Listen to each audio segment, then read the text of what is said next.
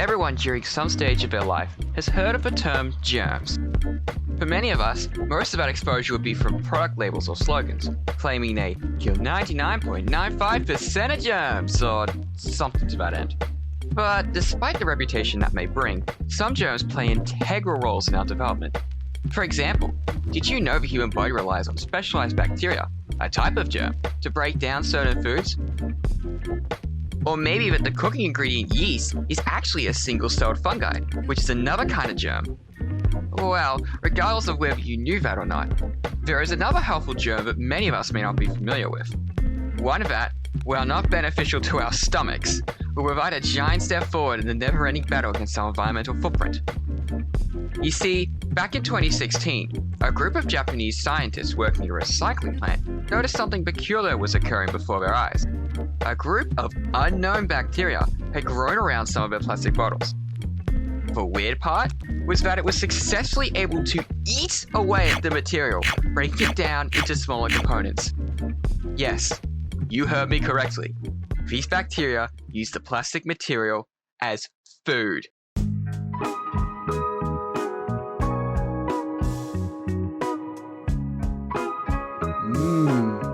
Plastics. Polyethylene terephthalate, commonly referred to as PET plastic, is a common material used in various packaging. Packaging made from this plastic will have a plastic identification number of 1. So, if you think I'm lying out of my teeth, try and see how many objects you use in your daily life have this symbol on it. To give you an example, here is a picture of some of the objects I found in my house that are made out of PET plastics. The discovered bacteria was found to break away at a specific kind of plastic material. When eating the material, it leaves behind 2 chemicals, terephthalic acid and ethylene glycol. These chemicals are reported as harmless to the environment, granting it an edge over many recycling methods in place due to being extremely eco-friendly. These chemicals could be collected and recycled for future use. Ethylene glycol is particularly helpful, being a common ingredient in antifreeze, a common engine coolant which is in high demand. Upon looking deeper, the scientists found that this group of bacteria could break down the material at a rate of 0.13 milligrams of plastic for every centimeter of exposure per day. What does this actually mean? Well, if you took a generic cylinder-shaped plastic bottle, submerged it in a tub of this bacteria, it would fully decompose the bottle in just under 1.5 years. Okay, yes, that is a long time. But it's far better than leaving it to break down naturally.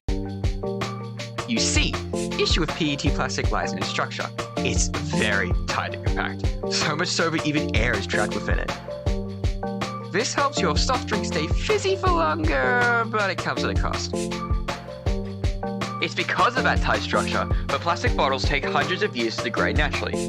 Not only that, but that plastic doesn't truly break away. Rather, it becomes smaller fragments of the same material. This material is then eaten by wildlife, which then slowly comes back to bite us due to the food chain. This is why a period of 1.5 years for a clean and eco-friendly result is an undeniable and significant improvement. A report on waste generation by the Australian Bureau of Statistics reports that just under 440,000 tonnes of PET plastic was sent to landfill between 2018 and 2019. With how long they take to fully break down, that plastic is likely still there today, while the total number only continues to increase. This, along with many other reasons, is why it's to everyone's benefit that we see a future where not a single plastic bottle is left at landfill. And while this discovery is still far away from achieving this on such a scale, it's a powerful step in the right direction.